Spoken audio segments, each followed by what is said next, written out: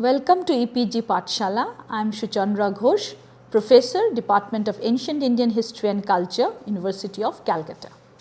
The theme of our discussion is Indian culture, and within Indian culture we have Indian epigraphy as a very important source of history.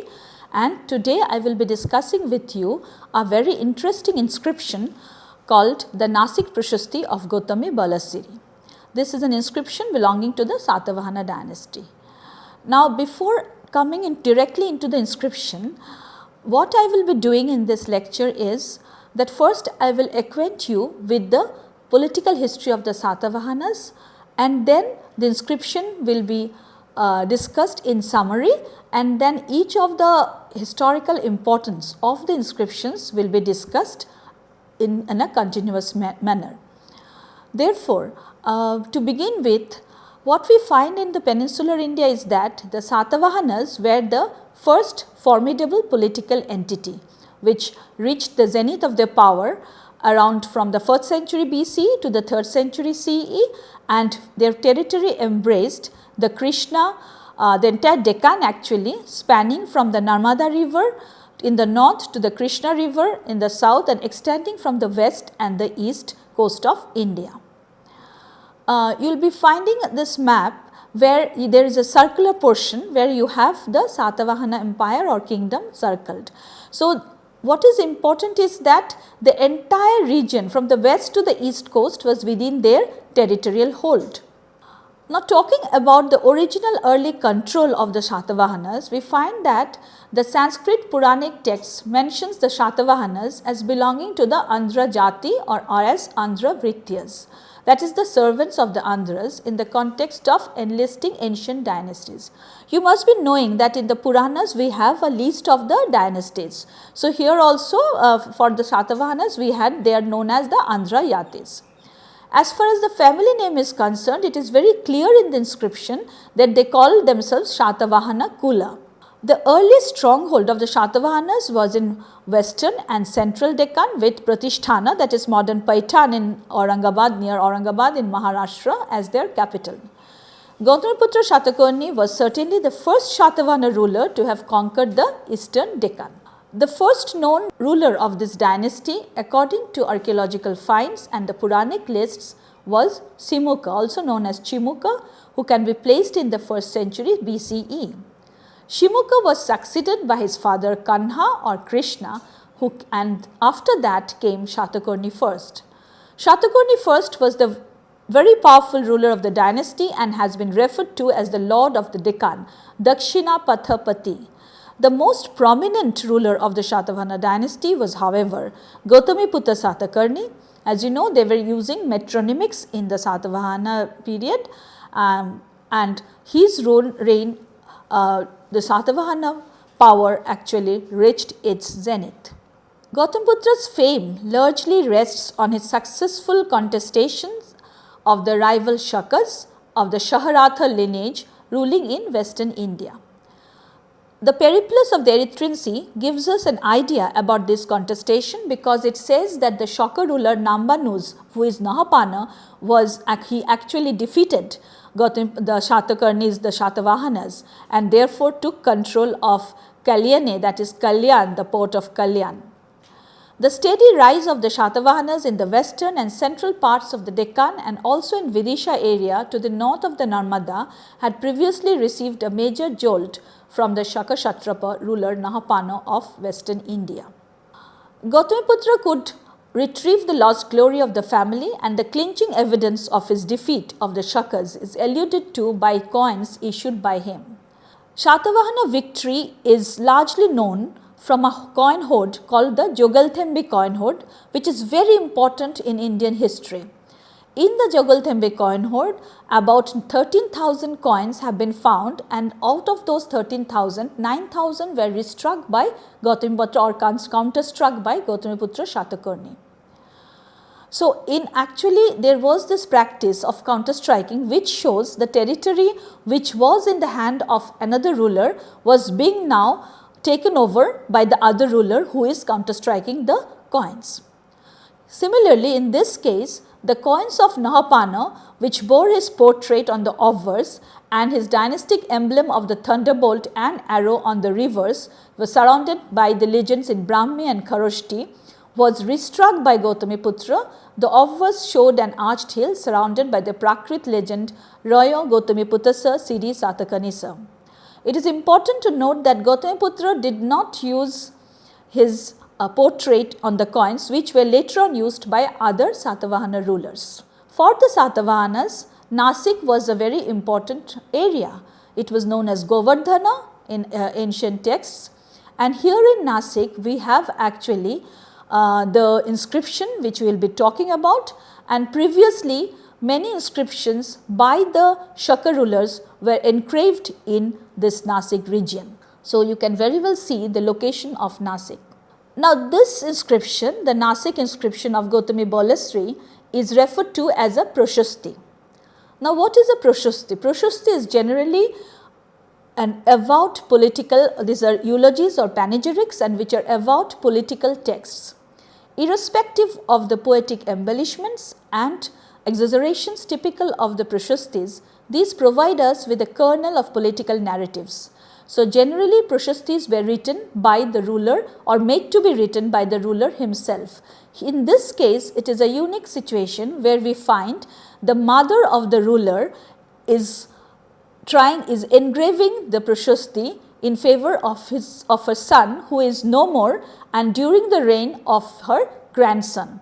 So, this is a unique posthumous Prashasti, and therefore, it is very important, and moreover it is very important as a source of early Indian history. Now, the language of this Prashasti was Prakrit. These were the early Prashastis where we have Prakrit as the language. For example, we have also the Kharavala Prashasti, which was also written in Prakrit. The script is Brahmi and the style is in the Gadya Kavya. We have this particular style. The purpose for engraving this Prashasti was the donation to the monks of the Bhadaniya sect of a cave which was begun by Gautamiputra and completed by his mother. The location is the cave 3 of the Pandalena cave complex, which was commissioned by Gautami Balasri, and we shall see that how beautiful that cave complex was. So, the Nasik caves, from a distance you can see the series of caves lying there, and then we have the typical caves with pillars and the windows, and then you can see the cave number 3 of Pandalena, which actually bears this inscription. The next point is we have to know what the inscription tells us. So, here we will discuss, we will first give you a summary of the inscription, of the content of the inscription. As I have already mentioned that it was engraved in the 19th year of Siri Pulumavi and by the great queen Gautami Balasri, and she is given certain epithets. So, it is said that she is delighting in truth, charity, patience and respect for life, bent on penance, self-control, restraint and abstinence, and who is like a royal rishi's wife, is the mother of the king of kings, Sri Satakani Gautamiputra. Gautamiputra is regarded equal in strength to Mount Himavat, Mount Meru and Mount Mandara. He is also praised as the lord of the following mountains like the Pavatapati, like Vija, Chavata, Parichata, Sajya, Kanhagiri, Macha, Siritana, Malaya, Mahendra and Setagiri. And later on when we will see the location of these mountains, we will see that these mountains were located either on the eastern Ghats or on the western Ghats, that is area over which Gautamiputra had his control. Therefore, he is referred to as the Pati, whereas for Himavat he is the equal in strength with those famous mountains.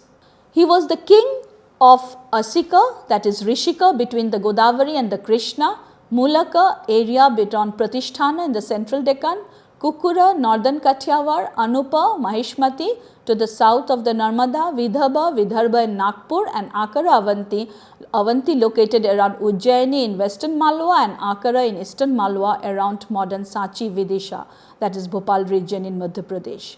It is said in the inscription that he is obeyed by the circle of all kings on earth.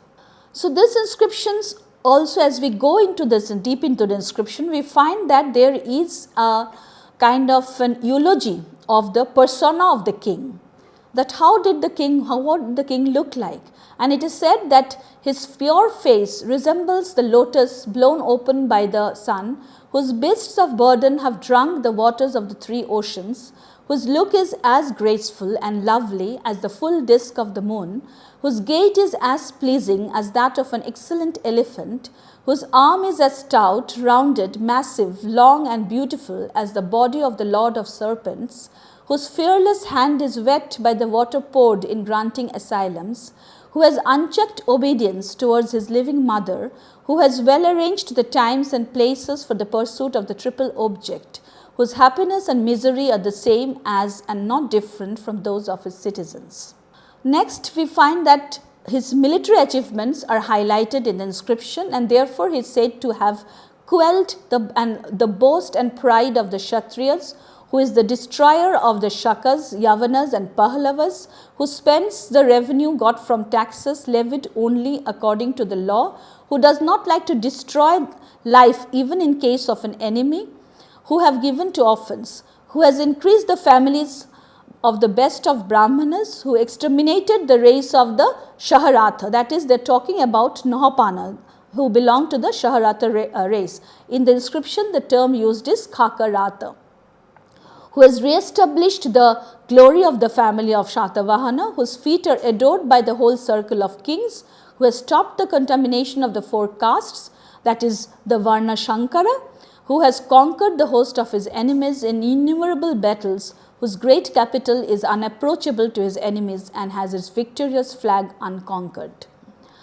Next, his personal accomplishments, where it is very interesting to note that Gautamiputra is the abode of learning, the support of good men, the home of glory, and he is a source of good manners. He is the only skillful person, and he is termed as Eka Dhanurdhara, Eka Bamhana, and whose exploits rival those of Rama, Keshava, Arjuna and Bhimasena, who holds festive meetings on the occasions of the summer solstice, whose prowess is equal to that of Nabhaga, Nahusha, Janmajaya, Shagara, Jajati, Rama and Ambarisha. And finally, in the final part, we have the statement of donation, where it is said that the Queen Mother, the mother of the great king and the grandmother of the great king, gives this cave to the congregation of the host of mendicants of the Bhadanya school. Bhadanya school is a sect of the Buddhist. And the Lord of Dakshinapatha, Dakshinapathaeshwara, that is Pulumavi, is desirous to please and to serve the venerable lady, the great queen, his grandmother, and grants a village on the southwestern side of Mount Tirunhu. Now, this is all about the content of the inscription. Now, when we look at the historical importance of this content and how it can be used as a source of history, we find that when it officially starts by recording the date and follows with a sentence, 8 sentences actually, which talks about the military powers of the ruler, his stature as a various sovereigns, and there are certain phrases like Vinivajita Satu Saghasa, that is one who won over an alliance of enemies. It makes the picture clear that how the local chiefs or rulers were shifting their alliance in favor of Gautamiputra Satakarni. It is also very interesting to notice the distinction made in the Prashasti regarding being equal to prowess, that is Parakamasa, of some of the epic personalities, and for the others it is the lustre of Gautamiputra, that it was not inferior from those epic heroes, and the term used is Sama Tejasa. In the inscription also we have the praise of the Queen Mother, and we find that she is referred to as Royal Rishi's Badhu, Raja Rishi Vadhu, and she has all the good qualities which a Raja Rishi Badhu should have, like delighting in truth, that she was very truthful, she had charity, patience and respect for life, she had self-control, restraint and abstinence. Gautamiputra is eulogized also as one who, as we find, that who restored the lost glory of the Shatavahana family. So, like it is said that he restored the glory, the Satavahana Kula Jasha Pratithapita, and so which implies the declining political fortune of the dynasty prior to Gautamiputra's reign after having exterminated the Shaharatha dynasty. This inscription is an eulogy of her son's victories, also of the Shakas, Yavanas and Pahallavas. Now, Shakas are the Scythians, Yavanas are taken to be Greeks or Greco-Romans, that is persons of non-indigenous origin, because the term Yavana has a very larger connotation and it changed from being a original Greek to becoming a Greco-Roman, and then later any foreigner was also known as a Yavana, and she talks about the Pahallavas, that is the Parthians. The territorial extension of the ruler is also understood from this inscription, because we have the names of the territories, the regions which was under his protection. So, it refers to the regions of Malwa, Surashtra, in the south we have the Krishna, and from Berar to in the east to Konkan in the west.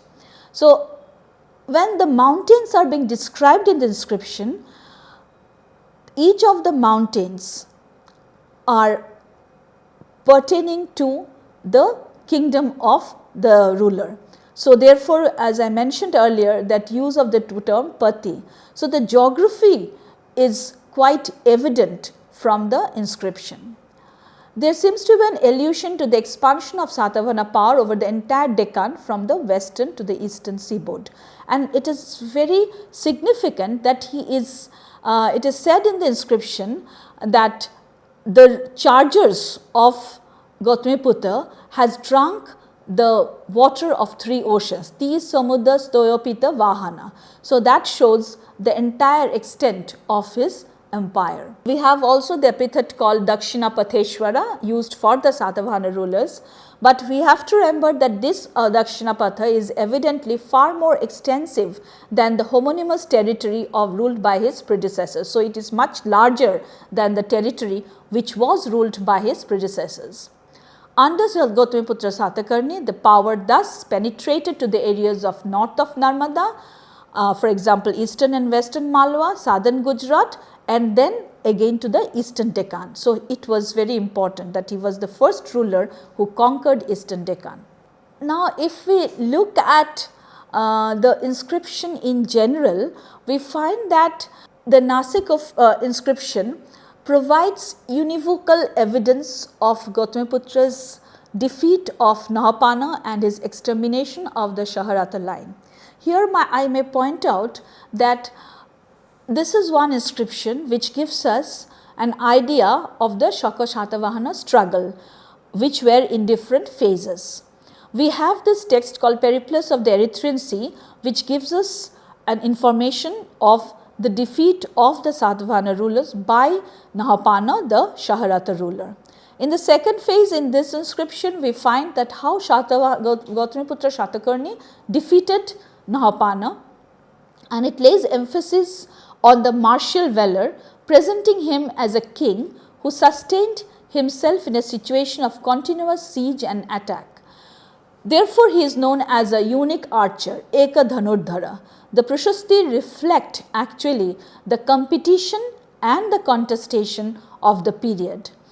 And if we look at the other rulers of the time or the later part, we find there was always an ambience of competition and contestation. Thirdly, very importantly, it is said that he crushed down the pride and conceit of the Khatiyas, that is the Kshatriyas. So, herein comes the Brahmana within him. So, it is the Khattiya, Dapa, Damanasa, and he is also referred to as a Eka Brahmana. So, the Brahmanical culture, the Brahmanical thing is upheld in the inscription. The dominant Brahmanical aspect of the Shatavahanas comes through in his statement when he is called Eka Brahmana, and we have references to the performance of the great Vedic sacrifices by Shatakarni first in the inscription of Naganika at Naneghat, suggests that this was an important means of acquiring political legitimacy. There is also a reference made to the Trivarga or the threefold path. The inscription hails Gautamiputra as one who had actually pursued the 3 goals. The 3 categories of dharma, Artha and Kama were deemed by the Smriti texts to constitute the threefold goals of human activity, and we know that taken together with moksha, they made up the Purushartha or the goals of human life. And it was necessary that each of the rulers should pursue the ideals of Purushartha, or at least Dharma, Artha, Kama. So, as a whole, when we read these inscriptions, we find that there is an idea of hailing the ruler as a very handsome person, the ruler who is very strong, who has lot of energy, and who is also very compassionate with the common people. This is the idea of being compassionate with the common people, having a very good behavior. This was an ideal that we find of the period, and it reflects the models of elite behavior. So, the models of elite behavior were created during this period. Then it is said that Gautamiputra refrained from taking life except when necessary. So, even in the case of the enemy, if it is not absolutely necessary, he would not have taken life. He was alien to hurting life. We have this term used here, Kita paradhe pi satujane apana hisa aruchisa. The Brahmanical ideology of maintaining the purity of the four varnas strengthened the state society. Here I may mention that he actually is lauded to have stopped the Varna Shankara. So, he was a kind of a ruler who would not encourage the intermingling of the caste, and this was very much common in a state society. So, the upholding of the Varna Shankara actually strengthened the state society. The Shatavahanas for the first time introduced revenue free grants of the landed properties for religious donates, mostly Buddhist establishments. So, there are a lot of inscriptions other than this which talks about the donations. An interesting aspect of this inscription is reference to samajas, that is community gathering, and here I might mention that Gautamiputra is acclaimed as one who was liberal on festive days in unceasing festivities and assemblies. Now, when we look into Ashoka's inscriptions, we find that Ashoka has stopped samajas. On the contrary, Gautamiputra encouraged samajas, and therefore, we find that this is a break from the Ashokan idiom. The end of Gautamiputra's reign of 24 years came in circa 130 CE when he was succeeded by his son Vashitiputra Pulamavi. But one thing I would like to mention is that when he defeated the Shakas in his 18th year, we find that there is an inscription which talks about his defeat of another ruler from Karla, and that was in his 14th regnal year. So, it was 4 years from his 14th regnal year to his 18th regnal year which actually took him to finally destroy the Shaharata family, the Shakas. So, next he was succeeded by his son Vashitiputra Pulamavi, and who also ruled for 24 years. This inscription is actually engraved during the time of this Vashitiputra Pulamavi, who has been identified by as in Ptolemy as the Ptolemy refers to him as Siri Pulamavi, that is Syro Ptolemaios. In Ptolemy's Geographic, the name of the book is Geographike Huphagesis. He indeed retained intact the Shatavahana control over Nasik. I am talking about Vashitiputra Pulamavi, which has yielded his 4 inscriptions, and also over Karle near Pune. So, thus this inscription, that is the inscription of Gautami Balasri, talking about the might and splendor of a son Gautamiputra Shatakarni, gives us an idea of the Shaka Shatavahana struggle or rivalry, and makes a strong statement of the accomplishments both military and personal of the or socio-cultural of the ruler Gautamiputra Satakarni. So, finally, now let me highlight the important points that we learn from this inscription. In the first place, as I mentioned earlier too, that this inscription is a very important document for understanding the political history of the period, and Moreover, it gives us an idea of the contestations or the rivalries that were a part of that period between the Shakas and the Shatavahanas.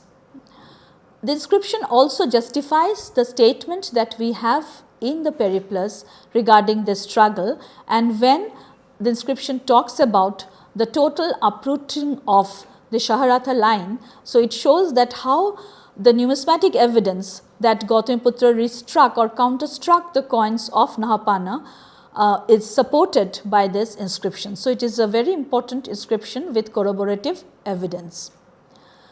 Thirdly, what we find in this inscription is that there was a general pattern of behavior, pattern of projecting a ruler in this period. Therefore, Gautamiputra is said to have been that he is to have a face like the full moon, his gait was like an elephant, and he is very much praised as for his love for the common people.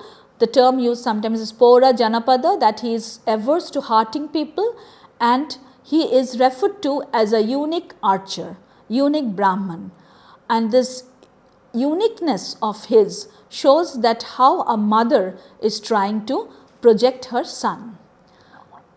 Fourthly, when we have reference to the mountains, we have to understand the play of words. In case of the mountains that are located in Eastern Deccan or in the Eastern Ghats or in the Western Ghats, the term used is Pati, which is Lord, and which was true, justifiable, because his territory was within the mountains were within his territory. So, he was definitely the lord of these mountains. But when the mountain like Himavat is referred to, so it is said that he is equal in strength with the mountain like Himavat. So, this is a point that when we read inscriptions we have to keep in mind. Another very striking example of the importance of this inscription is that here we have for the first time the total idea of the territorial extent of the Satavahana kingdom. So, we know that Gautamiputra for the first time went to the north of Narmada, then he conquered Eastern Deccan, and from the west coast to the east coast, the entire region was under his control or within his control. Finally, the way the donation, he is being referred to an unique Brahmana, but the donation is being given to the Buddhists. So, this whole idea of giving donations, which was very common to that period, is also found here, and it shows the patronage the rulers used to give to the Buddhist different sects of Buddhism, and the Nasik Prashasti bears a very solid evidence to that.